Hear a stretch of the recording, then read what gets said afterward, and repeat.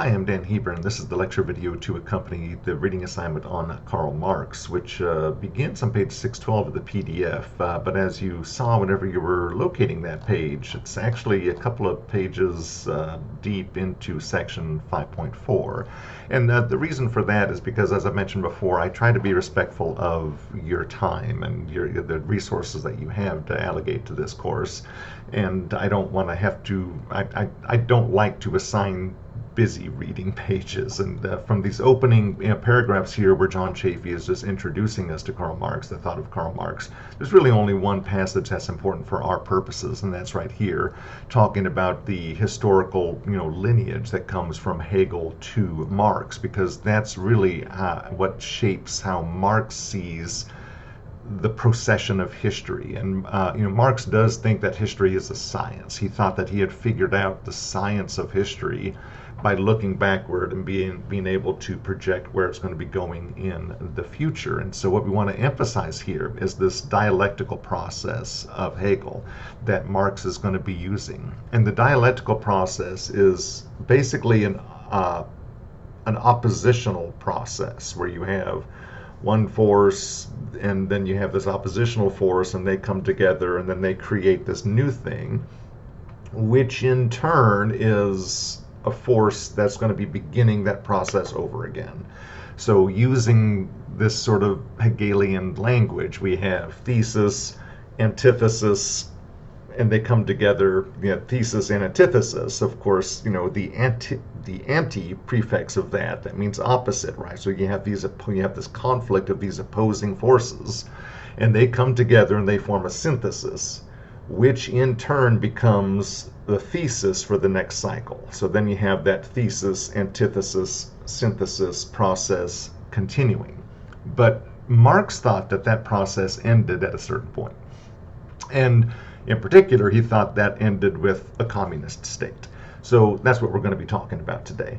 And I'm going to be farming out a lot of the material on Marx to the additional resources. What I'm going to be doing is I'm going to be emphasizing the connection to what Marx has to say to what we just finished up talking about in the previous set of lectures, in the lecture material, in the reading assignment. In particular, somebody like John Locke.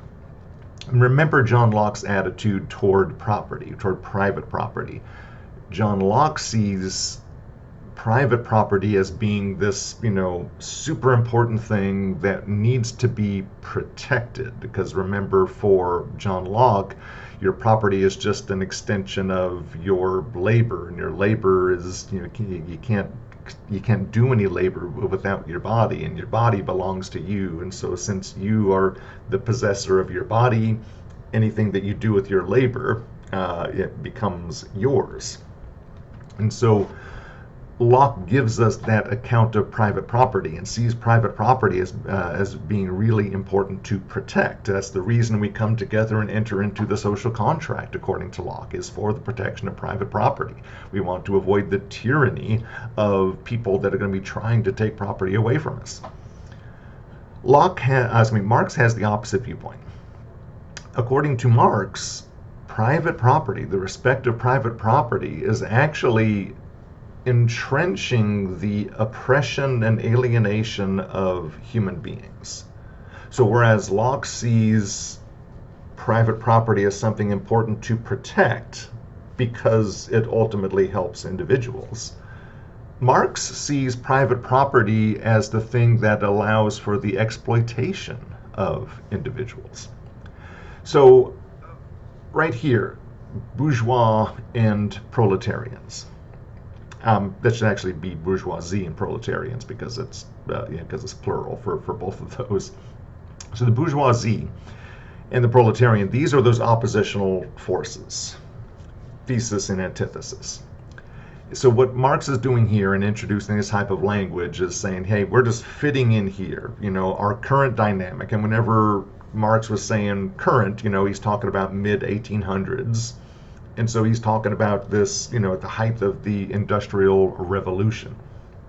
And what do we have? What are the social classes that we had in the Industrial Revolution? Well, you had people that owned the factories, those are the members of the bourgeoisie, and you had the proletarians. Proletarians are the people that work in the factories. And what Marx pointed out is that, well, the people that work in the factories, they're not getting rich. The people that work in the factories are helping this other person get rich. And so that person, the member of the bourgeoisie, the owner of the means of production, that person is benefiting from the labor of all of these other people. And so that's what Marx didn't think of as fair. What Marx is going to say is that whenever he's criticizing private property, it's important to understand what he's talking about there. He's not talking about your shirt, your car, your shoes, that kind of property. Whenever Marx says that private property should be abolished, what he means is factories. He is talking about the means of production. He's not trying to take your shoes away from you. He's not trying to take your car away from you. He's trying to take a factory out of the hands of the factory owner, because that is what allows for the exploitation of people through Marx's analysis of labor, and in particular the labor theory of value. So think of, Johnny Morris and his tracker plant that he has in Ozark. Very clearly, Johnny Morris can't pay the workers at that factory what their labor is actually worth. And what I mean by that is that if he actually paid, Johnny Morris, that member of the bourgeoisie, the person who owns the means of production, right? Because that factory is producing these boats. And how are those beads being produced? Well, boats being produced, there's a bunch of people that work there, right? Factory workers, proletarian in the language that Marx used.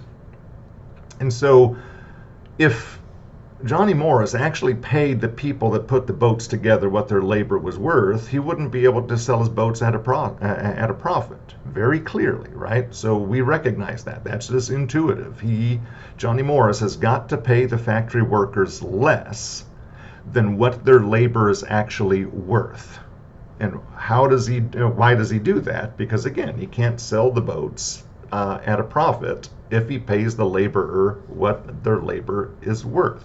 So he pays them less than the value of their labor, which basically means that you're now a wage slave, that you're being forced to work under the set of conditions where the value of your labor isn't going to benefit you as an individual, the person who works at the factory. The value of your labor is going to benefit the person who owns the factory. That's the person who's getting rich, and the people that work at the factory are just getting by. So how is it that we have this billionaire Johnny Morris? Well, because he's got these factories. And who is at the factories? Well, a bunch of factory workers, obviously. And those factory workers are all being exploited in the sense that they're not being paid the full value of their labor. Johnny Morris has taken that away from them. And who's benefiting from that labor? Not the laborers, not the people doing the work. It's the person who's not doing the work who's benefiting from that labor. And so that's what Marx sees as exploitation. And Marx, going back to this aforementioned historical process that I talked about earlier, Marx goes back through history and sort of says, well, this is nothing really new, right? We've seen these types of conflict, this types of oppositional dynamic. Freeman and slave, patrician and plebeian, lord and serf, guildmaster and journeyman. In a word, oppressor and oppressed. That's the key to understanding Marx there. What Marx is doing is talking about these oppositional forces, thesis, antithesis, synthesis. So scrolling down here, I already mentioned how Marx is writing in the time of, that the height of all these issues are being exacerbated through the Industrial Revolution. Prior to the Industrial Revolution, you had craftsmen.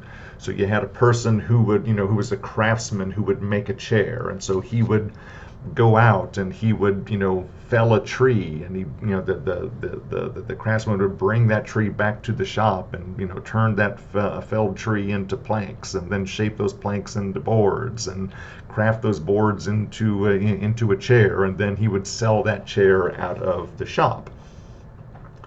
And then who was it that benefited from the labor that we were just talking about? Well, it was the craftsman, right? It was the person who was doing the labor. Well, now all of a sudden, a rocking chair manufacturer moves into the neighborhood.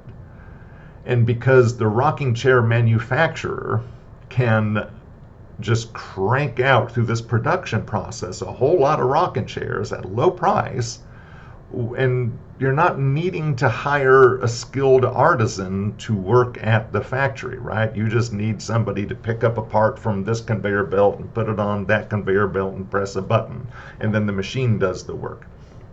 And because of that, they're able to undercut and sell rocking chairs for way cheaper than the individual artisan was able to sell chairs. And so what's going to happen to that individual artisan's business? Well, he's going to be without a job.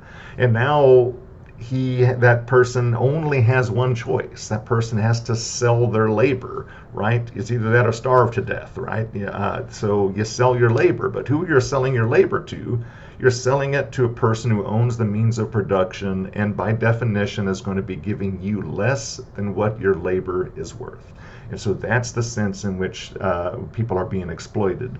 And what I said earlier about how Marx thought that history was going to progress to a certain point and then sort of stop at communism. What Marx thought was that this opposition, thesis, antithesis, synthesis, stops at our current one. Bourgeoisie, proletariat, communist state is going to be the synthesis, and that stops. There is no more thesis antithesis relationship after that. It stops with communism.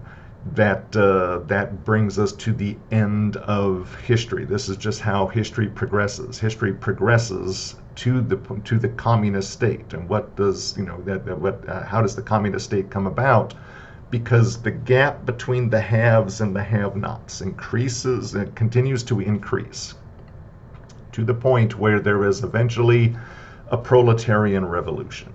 And what Marx means by the proletarian revolution is whenever the factory workers realize, hey, the reason why we have all these billionaires and factory owners is because all of us are being exploited, and we're being exploited through the means of production. So we're going to seize the means of production. And now what's going to happen is that the workers are going to own the factory. And now that the workers own the factory, you have better hours, you have safer conditions, you have increased pay, you have all these things that are benefiting the people that work there, right? Because notice that going back to this issue of child labor. Notice, just look at how that horrible image there of how dangerous it was to have little kids working in front of this machinery. But of course, it was cheap, right? That's why they did that. That's why the owners of the means of production brought in kids. They could pay them less. It costs money to put up safety equipment. So we don't put up any safety equipment. We just yell, "Hey, be careful," to the little kids that are working at the equipment. And if they get injured, well, then we'll just get in a new kid and exploit that new kid, and they have that new kid do the job that the kid who was previously who was injured previously on the job is no longer able to do. And of course, there's no OSHA, there's no regulations, there's none of that, because the factory owner just wants to increase the bottom line. And they're wanting to increase the bottom line not for the benefit of the people that work at the factory. They're wanting to increase the bottom line for their own benefit. And so that's the major problem here that Marx sees with this conflict between the bourgeoisie and the proletarian, and that is going to present itself with this final move of history, with this proletarian revolution.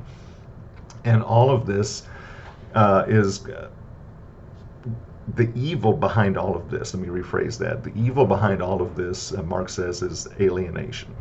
That is the problem with private property. So someone like Locke is going to say, no, Jeff Bezos owns that factory or that warehouse or whatever it is. Elon Musk owns that Tesla plant. He can do whatever he wants to with that Tesla plant.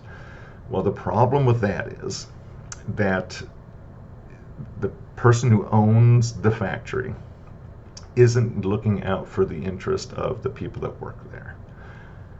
And so you have one class of people, the proletariat, who is being exploited by another class of people, members of the bourgeoisie.